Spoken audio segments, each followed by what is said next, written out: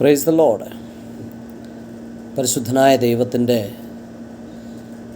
വീണ്ടെടുപ്പുകാരനും നമ്മുടെ രക്ഷകനുമായ ക്രിസ്തു യേശുവിൻ്റെ നാമത്തിൽ സ്നേഹവന്ദനത്തെ അറിയിക്കുന്നു. ഇന്ന് അനേകരുടെ പ്രസംഗ വിഷയമാണല്ലോ യേശു ക്രിസ്തു. ഏതു വിധേനയും ക്രിസ്തുവിനെ പ്രസംഗിക്കാം എന്ന് ബിരുദമെടുത്ത അനേകർ ഇന്ന് ക്രിസ്തുവിനെ പ്രസംഗിക്കുന്നു.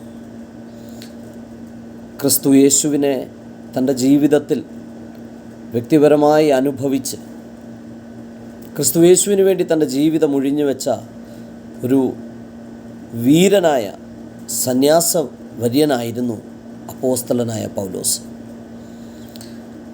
അദ്ദേഹത്തിൻ്റെ പ്രാസംഗിക ജീവിത സമയത്ത് അദ്ദേഹം പറയുന്നത് ഇങ്ങനെയാണ്: ചിലർ ക്രിസ്തുവിനെ അസൂയയും പിണക്കവും നിമിത്തം പ്രസംഗിക്കുന്നു, ചിലരോ നല്ല മനസ്സോടെ തന്നെ. ഇന്ന് ഞാൻ ആ നല്ല മനസ്സോടെ ക്രിസ്തുവിനെ പ്രസംഗിക്കുന്ന ദൈവദാസന്മാർ, ദൈവദാസിമാർ, ദൈവഭക്തർ, അവരുടെ ആ നല്ല മനസ്സിനായി ഞാൻ ദൈവത്തെ നന്ദിയോടെ സ്തുതിക്കുന്നു. എന്നാൽ ചിലർ പ്രസംഗിക്കുന്നത് അവരുടെ ജീവിത അനുഭവങ്ങളിൽ അവർ ക്രിസ്തുവിനെ ഒരു മറയാക്കി നിർത്തിക്കൊണ്ട് ഞാനും നീതിമാൻ, അല്ലെങ്കിൽ ഞാനും നീതീകരിച്ചവർ, അല്ലെങ്കിൽ നീതീകരണം പ്രാപിച്ചവൻ, അല്ലെങ്കിൽ പ്രാപിച്ചവൾ എന്നുള്ള ആ ന്യായീകരണത്തോടുകൂടെ ക്രിസ്തുവിൻ്റെ മറവിൽ ജീവിക്കുന്നവരുണ്ട്, പ്രസംഗിക്കുന്നവരുണ്ട്. അവരുടെ അധാർമികതകൾക്കും അനൈതികതകൾക്കുമൊക്കെ ക്രിസ്തുവിനെ മറയാക്കി ജീവിക്കുന്നവർ. അത് ഇപ്പോഴല്ല, ആദ്യകാലത്തും ഉണ്ടായിരുന്നു. പൗലോസ് ജയിലിലായിരിക്കുന്ന സമയത്ത് അദ്ദേഹം ഇങ്ങനെയാണ് ഫിലിപ്പിയർക്ക് എഴുതിയ ലേഖനത്തിൽ പറയുന്നത്. അതായത്, ചിലർ സുവിശേഷത്തിൻ്റെ വിത്ത് വിതയ്ക്കാനായി ഇറങ്ങി തിരിച്ചിരിക്കുന്നത് എൻ്റെ ബന്ധനങ്ങളിൽ എനിക്ക് ക്ലേശം വരുത്തുവാൻ ഭാവിച്ചുകൊണ്ട് നിർമ്മലതയോടെയല്ല, ശാഠ്യത്താൽ അത്രേ ക്രിസ്തുവിനെ പ്രസംഗിക്കുന്നത്. ഇന്നപ്രകാരം പ്രസംഗിക്കുന്നവരുടെ ജീവിതം നമുക്കറിയാം. അവരുടെ ജീവിതത്തിൻ്റെ പിന്നാമ്പുറങ്ങളിലെ ദുഷിച്ചതും ദുർഗന്ധം വമിക്കുന്നതുമാകുന്ന അവരുടെ ആ അഴുക്ക് ചാലിനെ, അല്ലെങ്കിൽ അഴുക്ക് ജീവിതത്തെ മറയ്ക്കാൻ ക്രിസ്തുവിൻ്റെ സ്നേഹം അവർ ഉപയോഗിക്കുന്നു എന്ന് മാത്രം.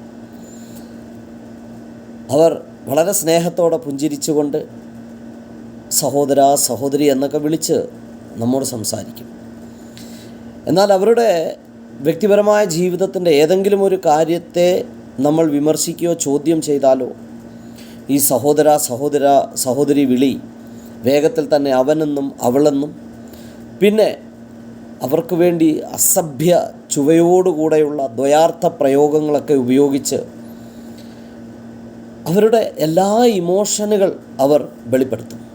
അപ്പോൾ ക്രിസ്തുവിൻ്റെ സ്നേഹവും ക്രിസ്തുവിൻ്റെ കരുതലുമൊക്കെ ഇവർ മറക്കുകയാണ്. യഥാർത്ഥത്തിൽ ക്രിസ്തീയ ജീവിതം ഒരു ഇമോഷണൽ അല്ലെങ്കിൽ ഭാവുകമായി ജീവിക്കുന്നൊരു ജീവിതമല്ല, സ്പിരിച്വൽ ലൈഫാണ്. ക്രിസ്തുവിനെ കൈക്കൊണ്ട ഒരു വ്യക്തി തൻ്റെ സകല ഇമോഷൻ, അദ്ദേഹത്തിൻ്റെ എല്ലാ വികാരങ്ങളെ ക്രൂശിൽ തറച്ച് ക്രിസ്തുവിലുള്ള വികാരത്തെ വെളിപ്പെടുത്തുന്ന ഒരു വ്യക്തിത്വമാണ്. അപ്പോൾ ഇത് വ്യഭിചാരിയായിരിക്കുന്ന, മദ്യപാനിയായിരിക്കുന്ന, ദുർമാർഗം സ്വീകരിച്ച് അതിൽ കൂടെ തന്നെ ജീവിക്കുന്ന അവർക്ക് എന്നാലൊരല്പം പ്രാർത്ഥനാ ജീവിതം നയിക്കുകയോ വിശുദ്ധ ജീവിതം നയിക്കുകയോ, വിശുദ്ധ ജീവിതം എന്നുള്ളത് കൊണ്ട് അവരുടെ നല്ല പ്രവൃത്തികളല്ല, മനുഷ്യൻ്റെ നല്ല പ്രവൃത്തികളെയല്ല ഞാൻ ഉദ്ദേശിക്കുന്നത്, എന്നാൽ ക്രിസ്തുവിൻ്റെ ഹിതത്തിനനുസരിച്ച് തങ്ങളെ തന്നെ ഏൽപ്പിച്ച അവരുടെ ജീവിതം ലോക ജഡപ്രകാരമുള്ള സകലത്തെയും ക്രിസ്തുവിനോട് കൂടെ ക്രൂശിൽ തറച്ചതിന് ശേഷം ജീവിക്കുന്ന ആ ജീവിതം, അതവർക്ക് ജീവിക്കാൻ കഴിയാത്തത് കൊണ്ട് അവർ ഇവരെ കുറ്റപ്പെടുത്തുന്നു, ഇവരുടെ മേൽ മെക്കിട്ട് കയറുന്നു. അനാവശ്യമായ രീതിയിലുള്ള വാക്കുകൾ, അധാർമികതകൾ, പല രീതിയിലുള്ള അസഭ്യ വാക്കുകളും അപമാനിക്കുന്ന രീതിയിലുള്ള പ്രവർത്തികളും ചിന്തകളുമൊക്കെ ഇവർക്ക് വിരോധമായി അതുപോലുള്ള ഒരുപാട് കമൻസ് സോഷ്യൽ മീഡിയകളിൽ നമുക്ക് കാണാൻ കഴിയുന്നുണ്ട്.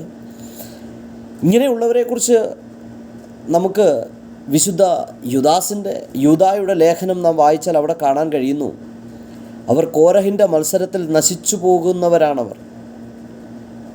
ബിലയാമിൻ്റെ വഞ്ചനയിൽ തന്നെ തങ്ങളെ തന്നെ ഏൽപ്പിക്കുന്നവരാണ്. അതിലുപരിയായി കാണാൻ കഴിയുന്നു, അവർ സ്നേഹസദ്യകളിൽ മറഞ്ഞു കിടക്കുന്ന പാറകളാണ്. അവർ പല ചത്തവരാണ്. അവർ കാറ്റുകൊണ്ട് ഓടുന്ന വെള്ളമില്ലാത്ത മേഘങ്ങൾ, ഇലകൊഴിഞ്ഞും ഫലമില്ലാതെയും രണ്ടുരു ചത്തും വേരറ്റും പോയ വൃക്ഷങ്ങൾ എന്നാണ് അവരെക്കുറിച്ച് നമുക്ക് കാണാൻ കഴിയുന്നത്. അവരുടെ നാണക്കേട് നുരച്ചു തുള്ളുന്ന കൊടിയ കടൽത്തിരകൾ പോലെ അവർ ആഞ്ഞടിക്കും. സദാകാലത്തേക്കും അന്ധതമസ് സൂക്ഷിച്ചിരിക്കുന്ന വക്രഗതിയുള്ള നക്ഷത്രങ്ങൾക്ക് തന്നെ അവർ ഉദാഹരണമാണ്. അപ്പോൾ അങ്ങനെയുള്ളവർക്ക് വാക്ക് കൊടുക്കാതെ, ചെവി കൊടുക്കാതെ, അങ്ങനെയുള്ളവരോട് ഈ ദിവസങ്ങളിൽ സോഷ്യൽ മീഡിയകളിൽ അതുപോലെ മറ്റ് ഉപാധികളിൽ കൂടെ അവർക്ക് വിരോധമായ ഒന്നും പറയാൻ നല്ല മനസ്സോടെ സുവിശേഷത്തിന് വേണ്ടി നിൽക്കുന്നവർ ഈ ദിവസങ്ങളിൽ ശ്രമിക്കാതിരിക്കുന്നതാണ് നല്ലത്. അന്ത്യകാലത്തിൻ്റെ അടയാളങ്ങൾ നമ്മുടെ കൺമുമ്പിൽ പലതും കാണുന്ന ഈ അവസരത്തിൽ നമുക്ക് നല്ല മനസ്സോടെ ക്രിസ്തുവിനെ പ്രസംഗിച്ച് ഈ ദിവസങ്ങളിൽ ഒരു ജീവിതമേ ഉള്ളൂ. ഈ ജീവിതം അവസാനിക്കുന്ന നിമിഷം വരെ ക്രിസ്തുവിനെ കൈക്കൊണ്ട് ക്രിസ്തുവിനായി ജീവിക്കാൻ നമുക്കേവർക്കും ഒരുങ്ങാം. ദൈവം എല്ലാവരെയും സഹായിക്കുമാറാകട്ടെ. ആമേൻ.